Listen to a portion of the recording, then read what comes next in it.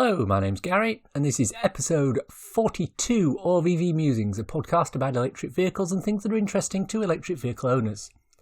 On today's show, we'll be talking with Duncan Jones, writer, director and producer, as well as EV champion and environmental supporter. This is a change of plan, as this episode was originally going to be the lockdown episode that we talked about at the end of the last broadcast, but Duncan became available at fairly short notice to record this discussion, and I didn't want it sitting in a queue for several weeks, so I made the decision to move it up to this week's broadcast. Before we get started, I want to say thank you for the feedback on the last episode.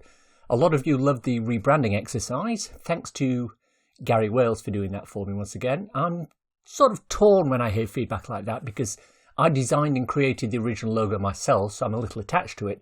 And when people tell me they like the new one better, it stabs me a little right in the heart.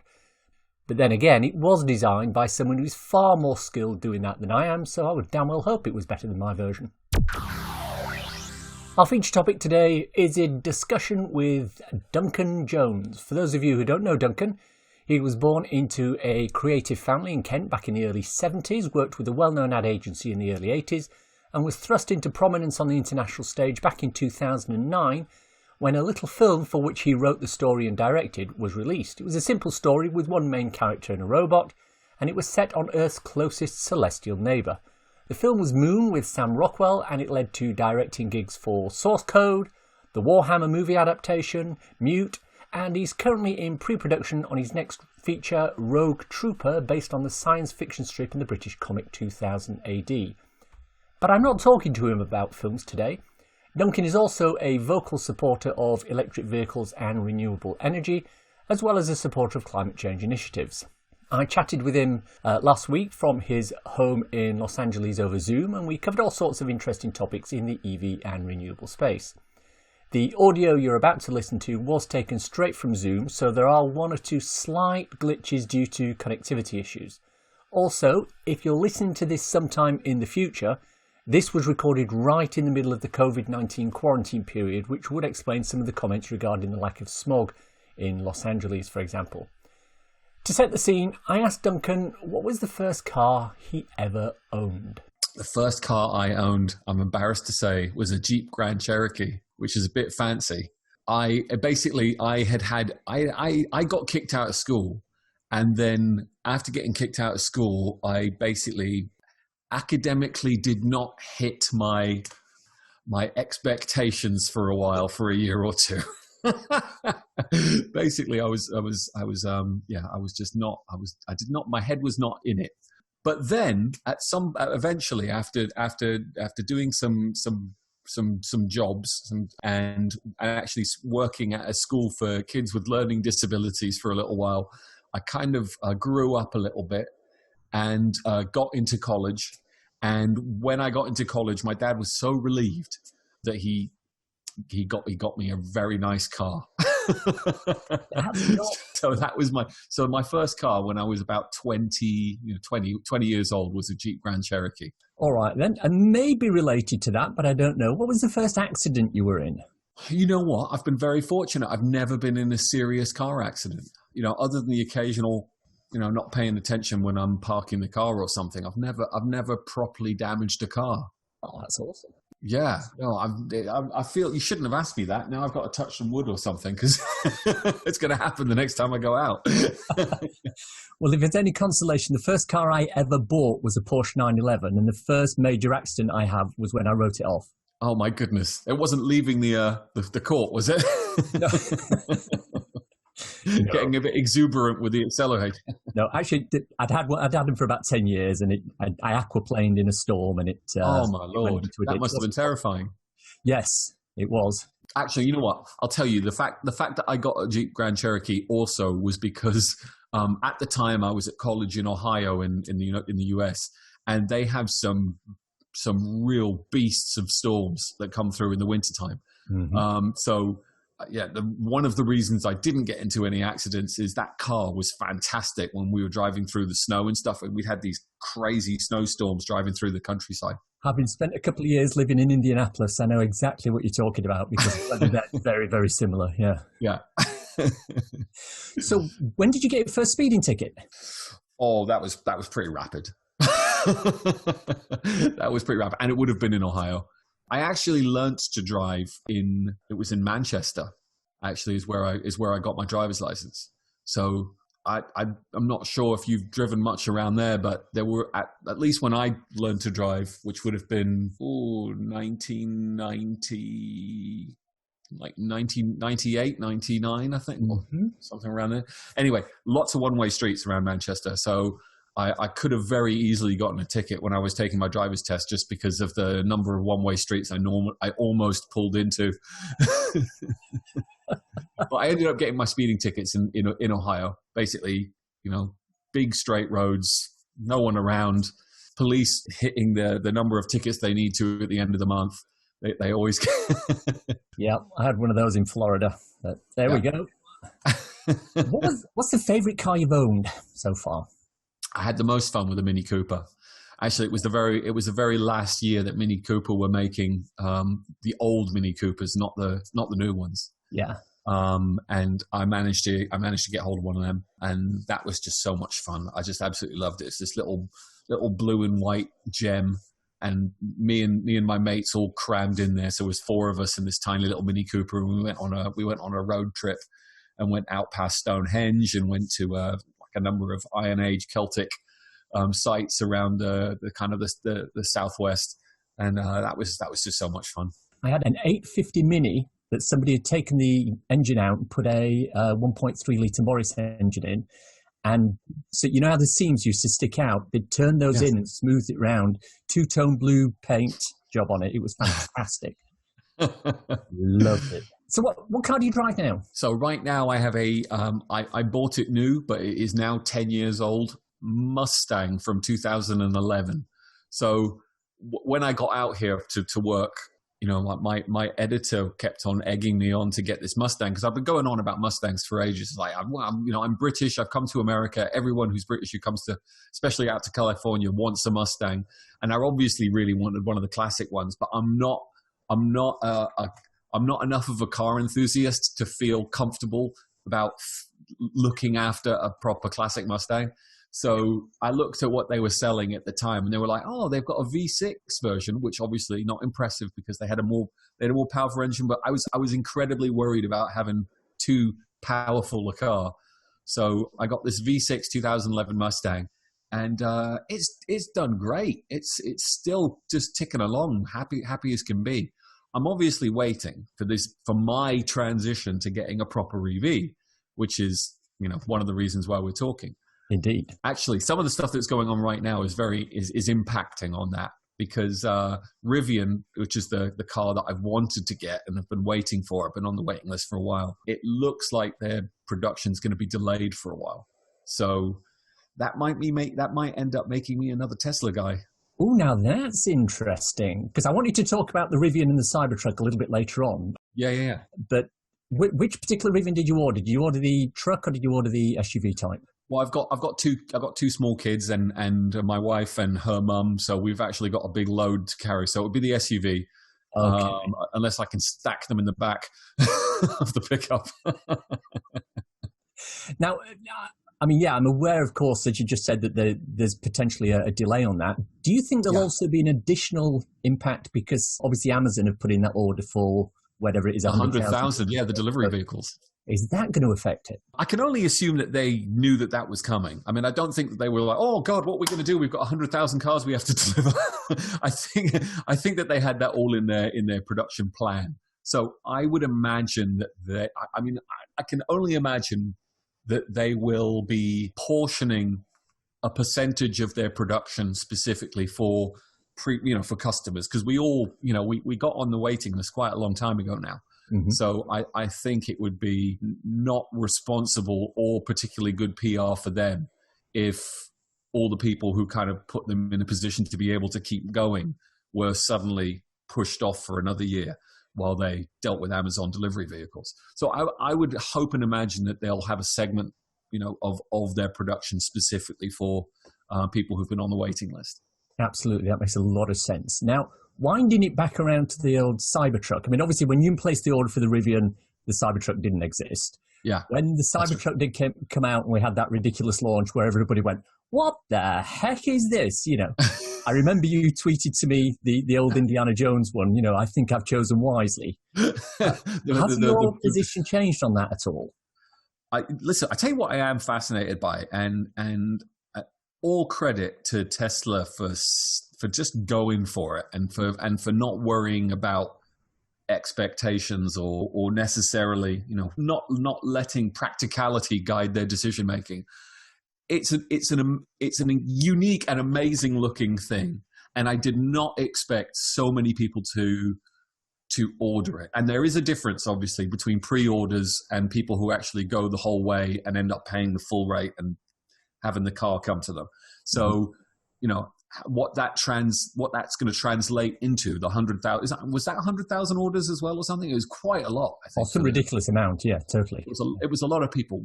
How many people end up with that car? I don't know, but I think it's actually going to be higher than I was expecting. I mean, you mentioned that at some point you're going to have to make a decision potentially between the Rivian and the Cybertruck. What's going to guide that? Well, you see, that's not exactly right, because to me the Cybertruck, as cool as it might look, is not the car I need. I needed something more of an SUV.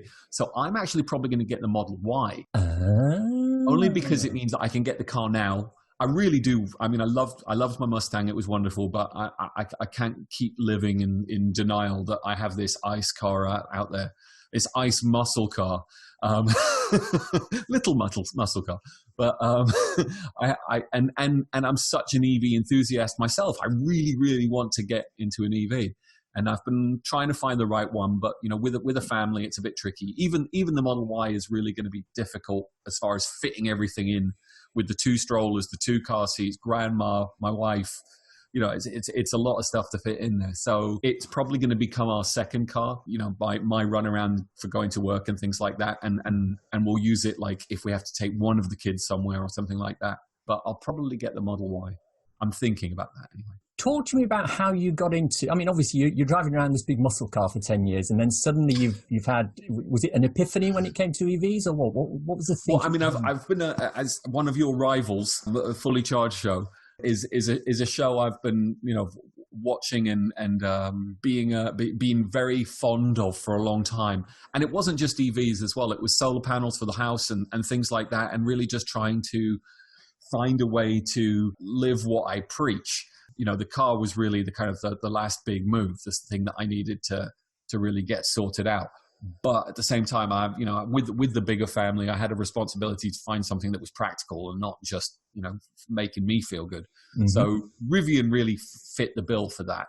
But, like I said, with the delays, it might be a matter of waiting a couple of years. And at least that'll give Rivian a time to work out their technology and me feel comfortable that it is the right car for me. Let other people try it out first. That, again, still thinking about it here, but I do want to get an EV. So I think the Model Y might be the right way to go. You're quite vocal on Twitter regarding renewables and EVs and things like that. And you're one of the few Hollywood people who is actually sort of quite open about that. Yeah, there's a lot of people in California who go around and they'll buy a Tesla and they'll think, yeah, I'm doing the right thing. But you're one of the few people who's actually come out and I won't use the word activist, but you're quite vocal on that.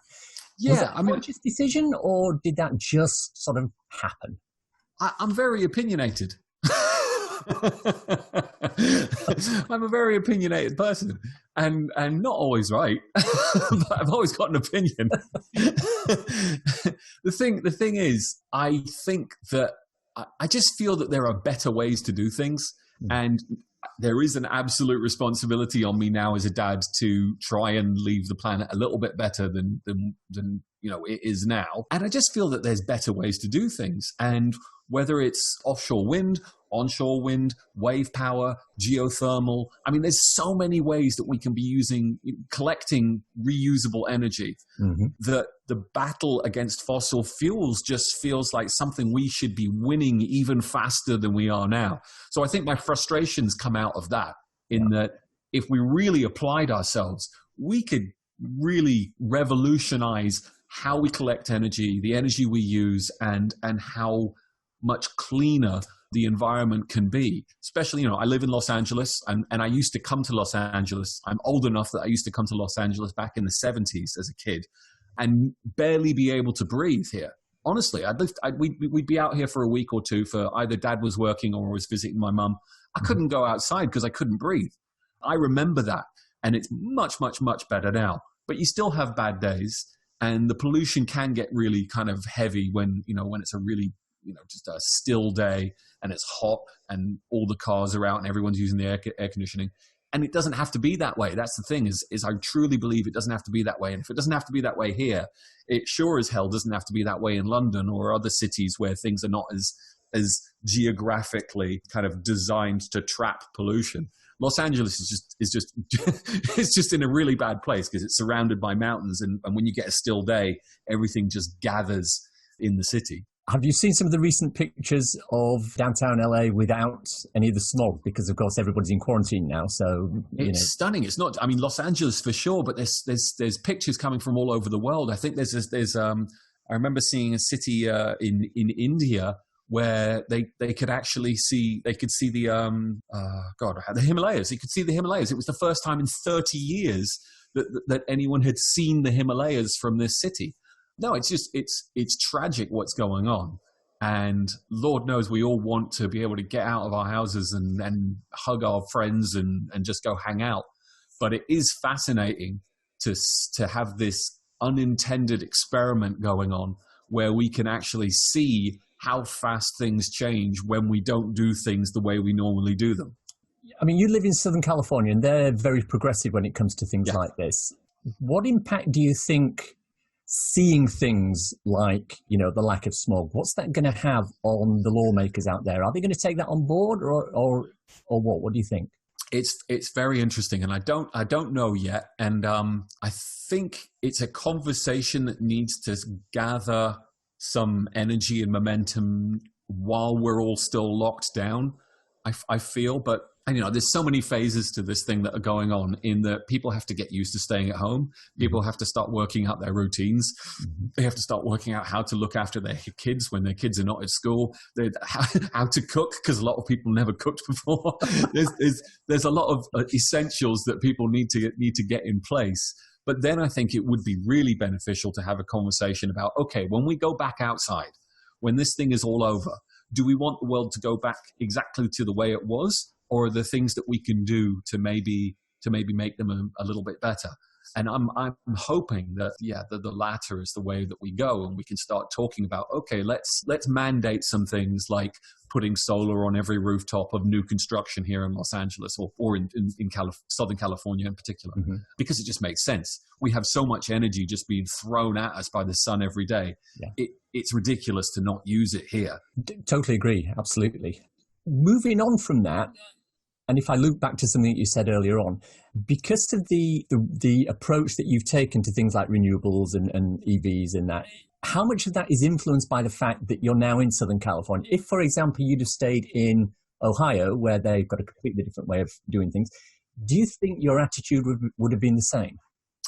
I think so, only because, we do live in this strange era where our community is not exclusively based on our geography. And my community is as much online as it is in where I'm physically located.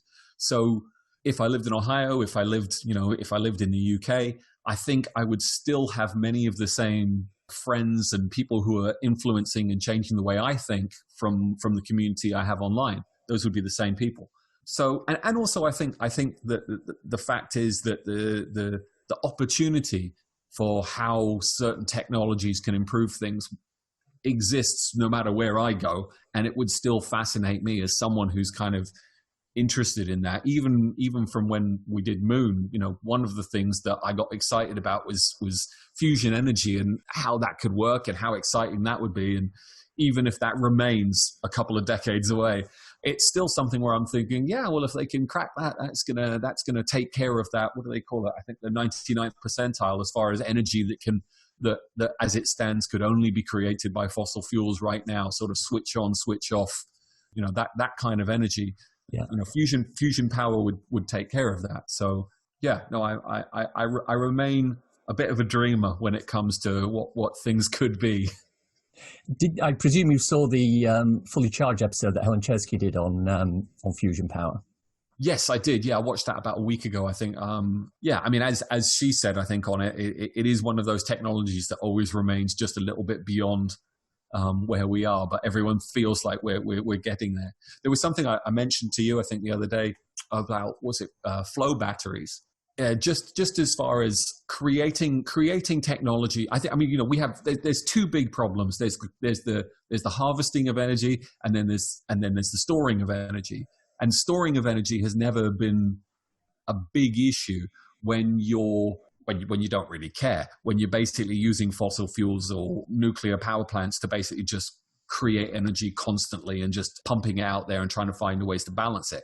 If you can actually store the energy, then you can use those things which are not so reliable, whether it's wind or solar or anything else, or wave possibly. I mean, tidal is pretty predictable, Yeah. and wave maybe to a certain extent as well, but wind isn't and solar isn't. But that's why batteries kind of solve that dilemma. But sorry, going back to flow batteries, is that seems to be a technology where maybe home use or neighborhood scale storage could really balance things out in a big way. I know Robert Llewellyn talks about balancing quite a lot, as well, as far as I know there are different tariffs in the UK where you can store energy which you bought in the middle of the night and get it for a much cheaper price than if you were trying to take it at peak times. So I think home storage is another one of those big nascent technologies which I think everyone's going to end up with. Yeah, I forget who it was, but there's somebody I follow on Twitter who he always puts out these posts that highlight a specific technology, and at the bottom of each one he says, we have the technology to do this globally. All it needs is the political power to make it happen. And, things like storage, things like thermal, things like onshore and offshore wind and waves, all the things you've talked about, individually, they're not going to solve the problem. But you put all of them together with a government that has the political will to make it happen. Yeah. And you could shut down all the coal plants overnight. You could shut down quite a large amount of the gas usage. And, your base, whatever it is, the base load, will be taken by some of these other technologies. It's out there. We just need to have the will to do it. It is about will, and it's also about finding a way to blunt the momentum of all the pre-existing technologies and beneficiaries, the financial beneficiaries of the way things are. Find a way to make it more attractive to everybody for us to move in a direction which is more sustainable, because it can be done. As you said, it can be done. What I'm interested to understand, and I don't have any answers to this question, obviously because of the situation we're in at the moment, the demand for oil has dropped and the price of oil has dropped, and that's having an impact on the production of oil. So a lot more of it has been left in the ground than before. Do we see any sort of a knock-on effect for that as we come out of the lockdown? Do you have any inkling or any? There are a number of nations, Russia being one of them, and in particular, Putin and the oligarchs that he's over the years put in place to control the fossil fuels from his country, that will be constantly trying to push selling fossil fuels, because that's where a lot of their finances come from. I think it's going to be very difficult to dissuade them of doing that. So the only real option that the UK has, I could talk about the US, but the UK is kind of more on my mind, is finding a way to be energy independent, because right now we need gas and we need oil. And I don't think it's a very smart or secure place to be that dependent on our energy needs from unreliable sources. It feels like it would be better to be independent. And I really, truly feel that clean, reusable energy is the way to go. On a political level, I would suggest that one of the more powerful tools a politician would be to make the national defense argument about why we should make that shift. A lot of the argument made is about the pollution side of it, or possibly the sustainability side of it. But I think there is a national security issue that could be made out of it. And I think if you could convince people that that is a legitimate concern, I think it gives the whole argument a lot more gravitas, and things maybe will happen faster. And I think some of the things that we've been seeing, not necessarily in the energy world, but for example, the medical world, medical provisions, we've now got to the state where we're not, whether we as the UK or the US, we're not self-sufficient from that point of view. We've had to bring in from other companies. So there's a very good argument there to roll that on, as you say, to energy production. So yeah, I mean, I think there are some basic necessities.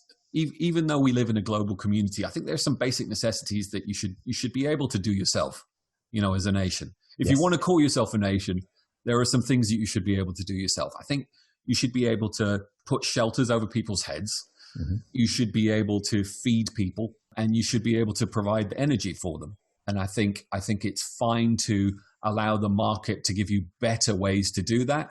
But I think you should at least have those things available to you from your own nation should you need them. Totally agree. I want to come back to that in a minute, but I want to break off and do something just a little bit different at the moment. I've got 6 questions in front of me. Okay. But I'm only going to ask you one of them. Pick a number at random and I'll ask you one of the questions. It might be EV related, it might be food related, it might be something else. So a number between 1 and 6, please. 4. 4. What's your favourite joke? Me talking with any kind of authority about anything.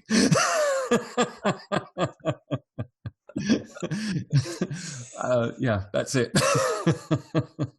What's the favourite joke you tell your kids then? Oh my God, they're all poo and pee right now. My daughter's going to be 2 on the day after tomorrow, and my son is 3.5 and would never find me funny unless I'd done a pratfall or something like that. So can't beat a good I have a tough audience. I have a very tough audience. Excellent.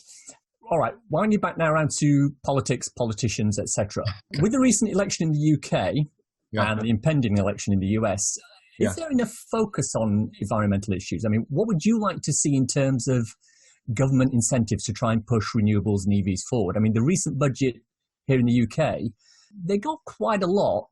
Particularly, I heard that. I heard it was surprising. I don't know enough about the UK politics right now to know, other than the big, the most recent election and what the issues were with that one and the personalities involved in that one and how that kind of, I think, skewed what people actually thought they wanted. It's interesting to see where the UK's at, and it's going to be interesting to see whether this experience with the pandemic actually shifts Tory policy on who they think that they are most responsible to, whether it's the lobbyists or the people. I'm hoping that maybe this pandemic will shift opinion amongst them about who they're there to serve and how best they can do it. I don't know. Unfortunately, in the US, it seems to have done the opposite, with Trump rolling back the standards at the EPA. Well, yeah, Trump is dangerous. Focus. Yeah, he's dangerously focused on his own place in history. I don't think he's that concerned about anyone else, really. I think most of what he's about is, what do people think of me, and how can I make that happen? How can they think about me more? That seems to be his main policy position. And anything really goes, as far as, he'll be completely contradictory from one day to the other if it fulfills those kind of priorities. So I don't think anybody knows, and I think that lack of stability, as exciting as it may be for the pundits, is probably not particularly healthy for democracy. So hopefully, that will get resolved in November, but we'll see. Fingers crossed. Let's talk specifically about electric vehicles from the point of view of, obviously, I'm here in the UK. A lot of my listeners are in the UK. We know about the UK infrastructure, what the problems are, what the benefits are, all that sort of thing. We don't have a clear indication of what things are like, for the most part, in places like California. If you take the Tesla supercharger network out of things, what's your impression of the way EV charging is set up in California specifically, but in the US generally? Do you have a view on that? Yeah. In this part of the country, it's a car culture, in that it's very difficult to actually get about without a car. There is public transport system. It's not nearly as mature or as well thought out as what we have in the UK or or more in Europe in general. Off-street parking, I would suggest, is probably more common here. At this point in time, I think we're still in the phase of early adopters when it comes to EVs. I think even here in California, just the sheer number of cars and how of EV cars and how expensive they are in comparison to secondhand ICE cars or even new ICE cars. I think if you can afford to buy an EV right now, you probably have off-street parking if you live here. So most people can, park and charge at home. So a network of charging is less relevant now, but 100%. The only way it's going to grow and the only way people are going to be able to buy into this better technology is if there is a better infrastructure, a more general one everywhere. And again, I've seen a few things about sort of charging using, swapping out parking meters and lampposts and things like that for devices that have that capacity, but also have the opportunity, you can also charge off of them. I don't know how realistic that is because I know a lot of the infrastructure, is required to make that work. But it hasn't been, people are not complaining about the inability to charge here as much. But like I said, I think it's because most people are able to park off street and to charge from home or at work. One of the things that there is a lot of here is if you go to the, any larger parking area, whether it's for the supermarkets or the shopping malls, they tend to have a decent amount of charging at those parking lots as well. What's it like in the UK for that? Well, it's interesting because obviously we've got the rapid charging and we've got the fast charging. So the fast charging is 7 kilowatts, maybe even 22 kilowatts. There's a lot more of that than people sort of estimate. For example, I don't know when was the last time you were at Warner Brothers Studios in Leavesden, but they've now installed loads of I think there's about 40 7 kilowatt chargers in the Harry Potter experience at Leavesden. Yeah. But if you go around actually into the studio itself rather than to the Harry Potter experience, they've now built a multi-story car park, and I think the whole of one floor is charging. Yeah. They've put a huge number in there. And a lot of the shopping malls in, like near where I live in Reading, Basingstoke, they also have the chargers in the shopping centres as well. But the problem with a lot of people who are trying to sort of get into EVs in the UK is they don't see that as being a solution. They want, almost like the petrol station option. Yeah. You pull up, you put something in, it takes a few minutes and you're out of there. So from a rapid charger point of view, you look at London, there's loads of them.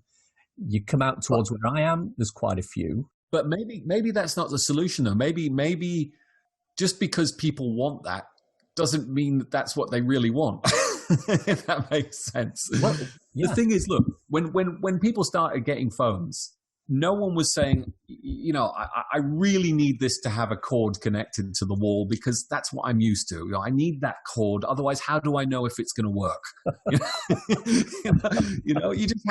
People had to explain the technology, and it's the same with the battery. You don't charge it you can charge it anywhere you go, but to be honest, most of us charge it, at night or when you're not using it for a while. And I think that approach to EVs really has to have a better communication, done to it, almost like a public service where how you live with an EV is different than how you live with a petrol car. And you don't need to go to the petrol station if you're charging your car at night. And because most of us don't go on long road trips all the time, the fact is, if you charge it overnight, you're never going to need to go to a fast charger. It's just going to be there and ready for you, ready to go, full of energy in the morning when you go to work. Yeah, as Terry Wogan used to say, you're pushing against an open door here. I'm totally aligned with that. But what that actually speaks to, not for the early adopters, but for the general populace, is there's a lack of education, and that's one of the barriers to uptake. What do you see as some of the other barriers to the uptake? Well, like I said, I think off-street parking is a big one, and I don't think that's been satisfactorily resolved yet. I think asking people to go somewhere and then spend a decent amount of time waiting for their car to charge is not optimal. Right. And I think, petrol cars do win the argument right now for that. If you can't charge at home, petrol cars feel better because you go in, you fill it up with petrol for like a couple of minutes, and then you're done and you can leave. And you can't do that with an EV right now. So if you can't charge it overnight, that is a problem. I can't. I feel that there are solutions. I do believe. I think. Again, one of your rivals did a show about those charging infrastructure, whether it's lampposts or parking meters and things like that, which at least open up options. Like if you have somewhere to park your car, which you must do if you own a car, if it has to be on the street, then at least if there were a decent way for you to be able to charge with on-street parking, that should alleviate 90% of the problem. So I think that's the next big one. I think education is a big one, and then on-street parking is another one. Okay. I'm conscious of the time. I know we've only got a few minutes left, so there's two more questions I want to ask, and then one quick little game just before we go. And the two questions are linked into, they push both of your interests together. So there's the filmmaking and the EVs. So I don't know whether you're aware, but Watchmen, the recent series that went out, all the vehicles on that show were EVs. Right. Or electric conversions of existing vehicles. Yeah. Is that something you'd consider in anything that you put forward, assuming it was appropriate to do that? Well, both on film and in real life, I would consider it. The last film I'd made was this film called Mute, which is on Netflix, and there are a couple of different vehicles in that.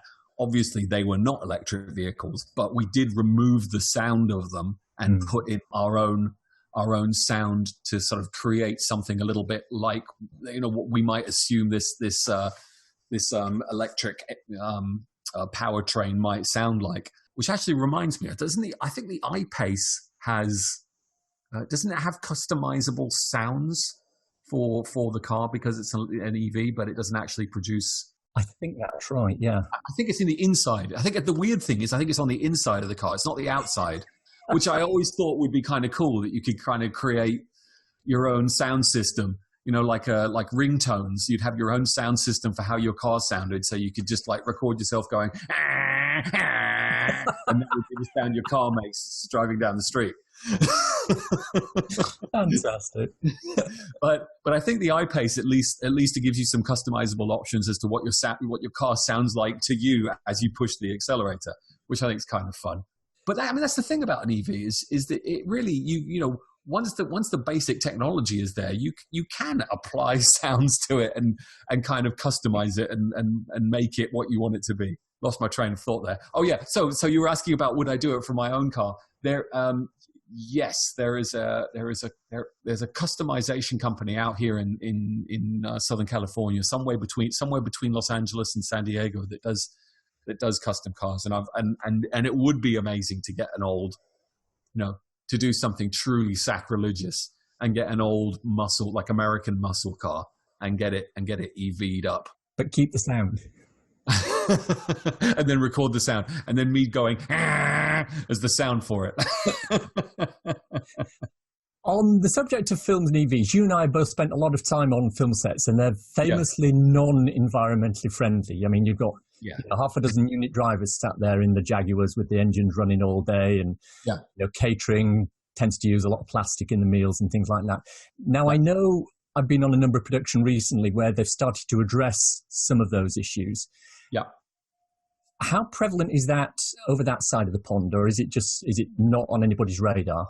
I don't know yet. My last few films have been non-US based. So we were in Berlin for Mute, and we were in up in Vancouver in Canada for Warcraft, which was 3.5 years. So that was a long one. But I have heard about this, and I do think it comes from the top down. So look, when you're making choices on a budget, there's always going to be pressures to squeeze it down. But I think, I know I will be putting that pressure on producers to try and find ways to do our bit on the environmental side of things. With any luck, if things go the way we're hoping, we'll be making Road Trooper next, and that will be out in the UK. And I'll certainly be pushing for us to do whatever we can as far as EVs and things that are at least biodegradable when it comes to catering, things like that. And I can't imagine the hit being too huge in comparison to the rest of the budget. But like I said, every department is often forced to squeeze their budgets down, and you just got to find a way to take a stand on certain things and say, look, we really need to do the right thing here. Absolutely. All right, to finish up here, I want to play a little game of sorts. I'm going to ask you a number of rapid-fire multi-choice questions, and I want the first answer that comes into your head. There's no right or wrong answers. It's just like Coke or Pepsi, that sort of thing. Just to see where this goes. Are you ready? All right. Model 3 or Model Y? Oh, Model Y. Moon or source code? Source code. Okay. Source code's actually on the BBC iPlayer at the moment. Not sure whether you were aware of that. Oh, no, but thank you for telling everyone. Question 3, UK or US? Oh, that's a hard one. I'm going to go with UK. Number 4, iPace or Mac E? I'm going to go with iPace. Okay. And the 5th one, a large battery with long charge times but good range versus a small battery with quicker charging but shorter range. Quicker charging, shorter range. That's what I've gone for. Well, thank you so much for that. That was fun. No, thank you. Absolutely. Who would you recommend to my listeners as someone to follow that you're aware of who has some good thoughts on EVs and renewables? On EVs and renewables. Oh, I know it's a bit boring, but I'd say Dan Caesar is really a lovely bloke and has always got interesting things to say. He's part of the Fully Charged crew, but he's an independent thinker. And I think Dan's great. Are you coming across the Fully Charged this year? It's really hard with the kids. I don't think so. There's going to be one out here in Austin. I think they did the first one in Austin earlier this year. I think they're going to do another one next year. I'm hoping that if things work out, I can go to that. But I may be working by then, so I really don't know. My schedule is as thrown up in the air as it always is. Even with what's going on right now, my schedule was never particularly easy to nail down. That's why this fun meeting was so last minute. I really, really appreciate your time. I've been trying to get sort of in touch with you for a while, and I'm glad it all worked out so quickly as well. Thank you so much. I really appreciate your time. Thanks again to Duncan for that interview. He did realise after the interview that he wasn't 10 years younger than he actually thought, and he got his licence in 1989, not 1999. For those new listeners who were brought here as a result of hearing that Duncan was on the show, hello, welcome. If you'd like to hear more from this podcast, just search for EV Musings in your podcast app of choice. We have 41 back episodes at the moment, and in each one we focus on one key topic and discuss that in detail. Popular episodes include apps for finding chargers, the different charging networks, how much do EVs really cost, and our perennial popular favourite, myths and legends around EVs. Links are all in the show notes. It's time for a cool EV or renewable thing to share with you listeners. I never knew there was such a thing as electric flying car racing, but apparently there is, or at least there will be. An upcoming race series called Airspeeder will test batteries and related technology for vertical takeoff and landing aircraft. They look a little like something out of Star Trek, and they're a cross between a drone and a bobsleigh. An unmanned prototype was demonstrated at Goodwood Festival of Speed last year. It's 4 metres long, has 4 24 kilowatt electric motors powering the rotors. It flies at 200 kilometres an hour, 120 miles per hour, and the focus is on power and speed. Just like with the first series of the Formula E electric racing, the races will include a pit stop in the middle, and 15 minutes flying time is expected to be the limit for the first season before a battery change is needed. A manned prototype should be up and running by the end of the year, and that will lead to a racing series which looks as if it's going to be a cross between Formula E and the Red Bull Air Races. It sounds quite exciting, and more info is in the show notes. And that's our show for today. I hope you enjoyed listening to it. If you want to contact me, I'm The Real Gary C on Twitter, or use the EV Musings Twitter account at MusingsEV. If you're wanting a quick reference ebook to read on your Kindle, I wrote a little something called So You've Gone Electric. It's available on Amazon worldwide for the measly sum of 99p or equivalent, and it's a great little introduction to living with an electric car. Links for everything I've talked about in the podcast today are in the description. If you enjoyed this podcast, please subscribe. It's available on iTunes or wherever you get your podcasts. Please leave a review as it helps raise our visibility and extend our reach in search engines. Thanks as always to my co-founder Simon. You know, he was a big fan of the old Crazy Frog record that came out a few years back. When we were preparing to record, he used to use it as a vocal warm-up exercise. I'm not sure he totally nailed it though. Thanks for listening. Bye-bye.